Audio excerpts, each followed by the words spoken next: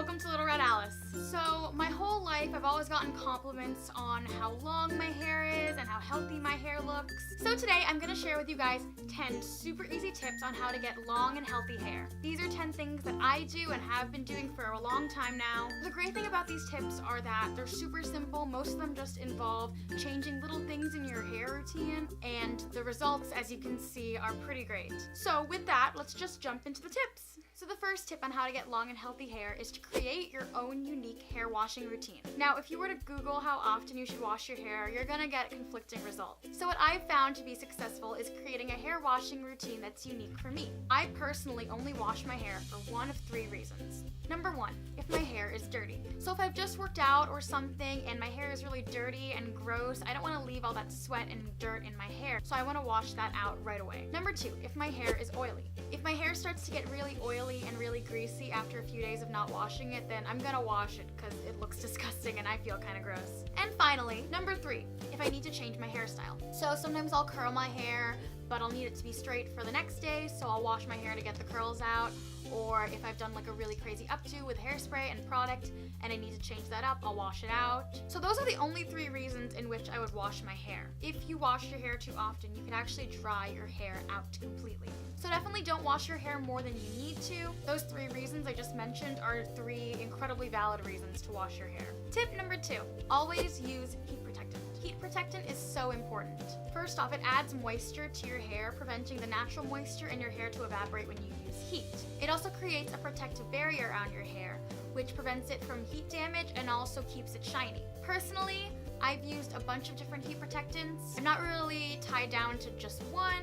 Currently though, I'm using 2 different heat protectants. The first one is the Garnier Fructis Style Sleek and Shine Flat Iron Protectant. And the second product that I've been using is the L'Oreal Paris Blow Dry Quick Dry Primer Spray. There are a ton of different and really effective heat protectants that you can get at any beauty store or drugstore. Tip number 3 is don't overheat your hair. So I love curling my hair and straightening it, but I know that if I did that every day, even though I do use heat protectant, the everyday heat would definitely take its toll on my hair. Now, I know there are some people who are used to or need to use heat on their hair every day, and I totally understand that. A good rule of thumb that I have is to go at least 1 day a week, leaving your hair natural. So just by following those 2 tips, even if you are someone who uses heat on your hair frequently, you definitely should be able to keep your hair healthy. Tip number 4, end your showers with cold water. When you take a shower, you can use whatever temperature water you want, but at the end of your shower, it's a good idea to turn your water to cold. Cold water can make your hair appear stronger, shinier, and healthier. This is because it flattens hair follicles, increasing their ability to grip your scalp.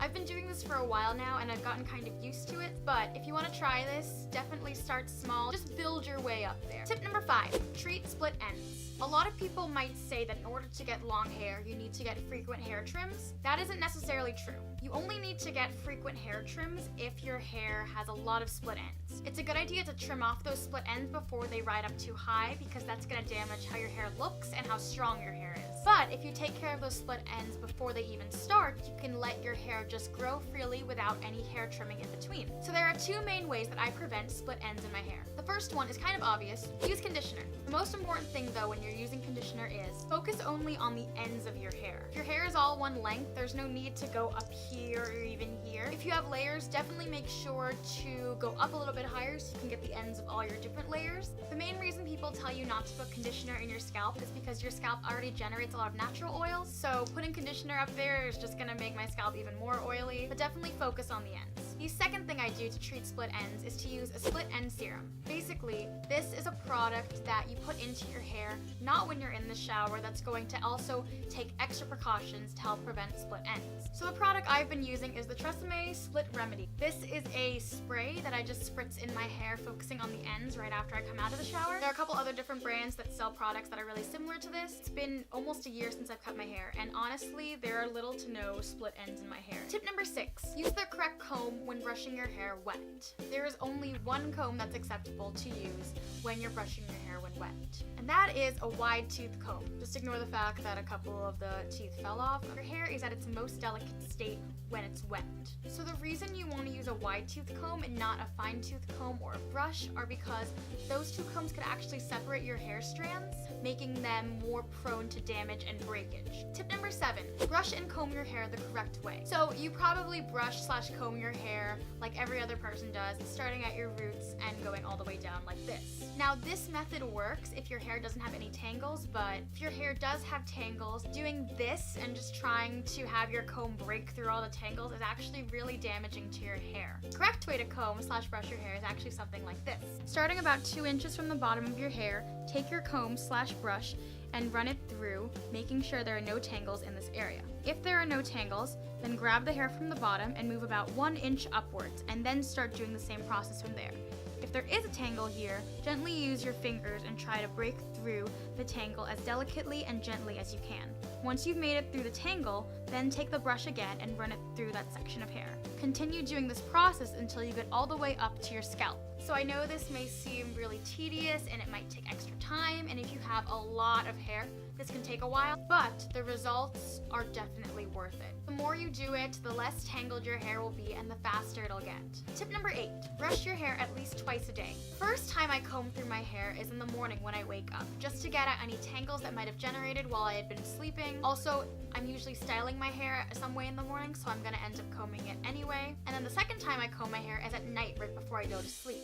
I'm someone who moves around a lot when I'm sleeping, and I'm sure to generate some sort of tangles in my hair while I'm moving around. So if I get rid of any tangles I may have before I go to bed, I can make sure to reduce the number of tangles that I'll have when I wake up in the morning after sleeping. Tip number 9 is take vitamins. The 3 main vitamins that I take that are directly linked to healthier hair are biotin, vitamin A, and fish oil. Biotin increases hair's elasticity and protects against dryness, which in turn can help prevent breakage. Vitamin A can produce a healthy sebum, which can prevent your hair from drying out. And fish oil will reduce skin dryness that could lead to dandruff or an itchy scalp. If you also want, I know there are a couple vitamins that exist right now that are specifically designed for healthy hair that have all of these benefits in them, so you can do your own research on what type of vitamins are best for you. So tip number 10, the last tip, is leave your hair natural. So this is my natural hair color and texture. I've never gotten it dyed, I've never had a perm, I've never had any type of salon treatment. Now I know this advice might seem kind of hard because I know there are so many people who do dye their hair often and look great in it, and I'm not saying you should stop that, but I know that one of the big reasons why my hair is so healthy is because I've just kind of left it as it is. It is a fact that your hair does lose some of its natural strength after you dye it or get some type of salon treatment or anything of the sort. So if you are someone who really does want to keep your hair looking healthy and doesn't want all the maintenance that's going to come with dyeing and getting treatments on your hair, you can just leave it natural. Now if you do dye your hair or get some type of treatment, that's awesome.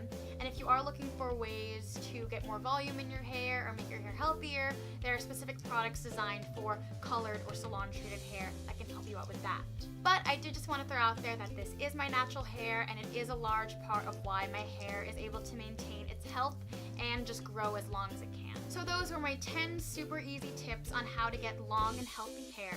And if you are someone who is trying to get long and healthy looking hair, I really do hope these tips helped you out. So thank you guys so much for watching. Comment down below your favorite hair tip and any other ones I might have missed. Don't forget to give this video a big thumbs up and hit that red subscribe button below. Also go follow me on social media. And if you didn't see my last video, don't forget to check that out below. And I hope you guys have a wonderful day. See you guys in the next video. I love you.